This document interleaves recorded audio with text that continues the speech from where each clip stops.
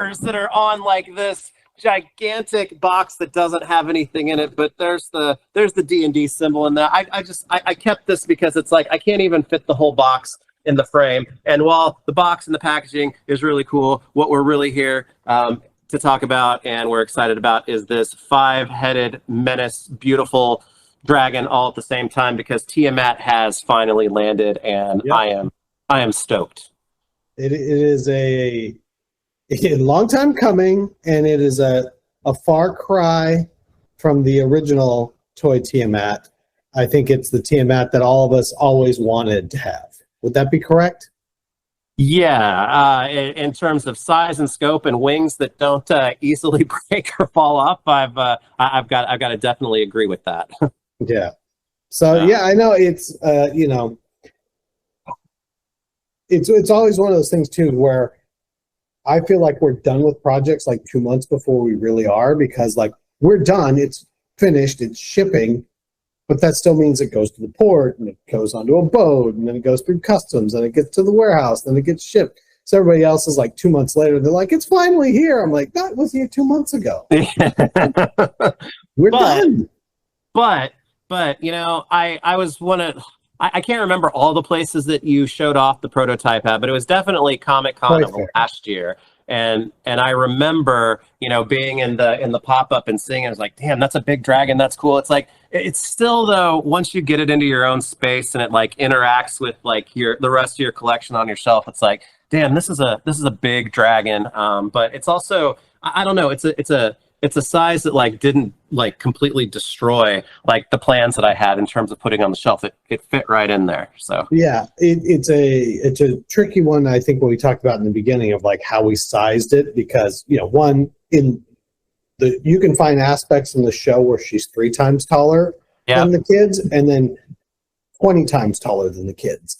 Yeah, like it's everything in there, and then you have to be sort of responsible to what's on shelf, but also have a decent amount of space between the size of the figure and the size of Tiamat. I don't know. I'm really psyched on it. I think it turned out really well. All the articulation is there and everything. She's hefty. She's sturdy. And it's like, oh, of course she is. She's a giant figure. But it's like, this is like, for vinyl especially, it feels heavy, and I'm really pleased with the final paint deco too. Not that I didn't think that it wasn't going to be cool, but it's what's really struck me first and foremost after the whole size thing. Yeah, and I think like I said, we talked before about seeing. So Tiamat did okay at pre-order, didn't do quite what we had hoped, so we brought in some extras, and we're hoping people pick them up. And that's really sort of the place where we decide if there's enough people that are getting in to kind of keep the line going. It's really tricky. We know that people don't like pre-orders. They like stuff in hand. But at the same time, are they really there for it? I know that there's a small group of people, small still being a decent amount, but a small group of people that are there for anything. But it's not really enough to keep the line going, and I'm not trying to go straight into Debbie Downer mode or whatever, but it's like, I'd love nothing more than to make more, but what we found so far with some of the other stuff where it didn't quite make it, we made some extras and brought them in so that people could pick it up after the fact, and then there just weren't those people there. Yes.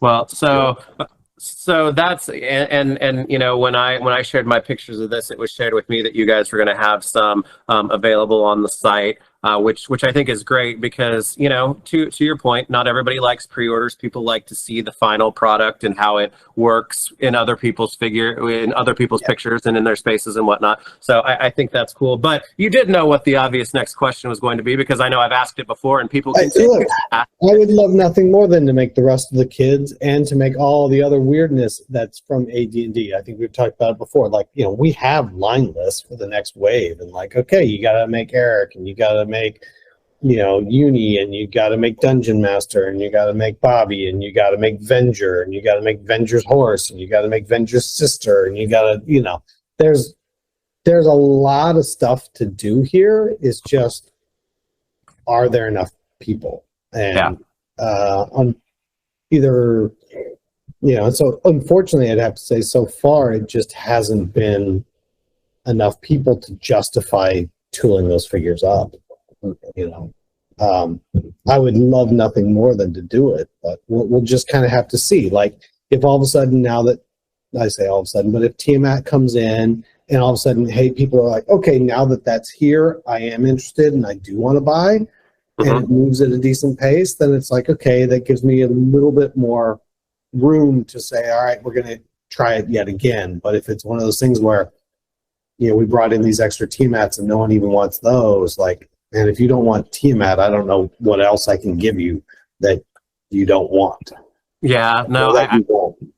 I think that's definitely true, and I think there's a combination of things going on here, because to your point, Tiamat as the centerpiece focal point, it's like for a line like this, what else are you going to want, right? So you're definitely making the right point there. I think also though that your transparency with letting people know that it's like, hey, if this does do well, and it's like we've got a couple of the kids out already, the rest of the kids, which is completing the team, are moving into the priority spots, because I think that's another piece too, is that people want to commit knowing that, okay, if I commit, then the next pieces are going to be what I, am wanting to complete as far as the team goes, right? Yeah, yeah. And, it's an interesting one because, so many people are like, yeah, if you wouldn't have come out so quickly on the heels of what Hasbro had put out, but it's also like, well, that was the opportunity. Yeah. Like, so there's not a lot I can do there, and I don't know. And I think for a lot of people, the itch may have been scratched with getting the other Hasbro ones, and for whatever your thoughts are on them, they're not really interested in what we're doing. Yeah, they're not interested in getting deeper in the line. They just want the kids and nothing else. Yeah, no, I think that's fair, and for some people, you're right. That's completely fair. That satisfies that itch that they want. I think one of my things is that I have the whole Hasbro run, and they're fun. They're fun figures. I've really been trying to, like, when people ask me, it's like, well, if I have these, what's the difference? Like, there's a big difference here. Not only in size, but it's just like the extra portraits and the functional articulation and things like that are something that really got me with your guys' Ultimates version. So I think that's going to be another part too, is that people start to take more notice of things too, hopefully with Tiamat being out there, and really see, like, yeah, that's the way to go, because as far as I'm concerned, Sheila particularly has some of the best alternate portraits of any, like, Ultimates figure you guys have ever done. They're so expressive. They look great. So I really hope we can get the rest of the team in the same. I really do too. And also just for their sake, shout out to Toy Hunters Hallow. Yeah, they're always on it. The twins, because not that I say the twins, I didn't mean the twins, but to both of them for just pushing. If anybody is pushing to make sure that D&D has a home in 2026. To your point, though, it's like, hey, if you didn't get Tiamat and you think you might want her, I'm glad that there's going to be opportunity on the website, but we talk about her for use with a Dungeons and Dragons collection, which is, I guess, the obvious use, but just any type of fantasy, collections that you kind of have rolling around on your shelves out there. She works great in scale with lots of things, mythic legions and other things of that nature. So it's like, who doesn't want a 5-headed dragon like a fantasy line anyway? So come on.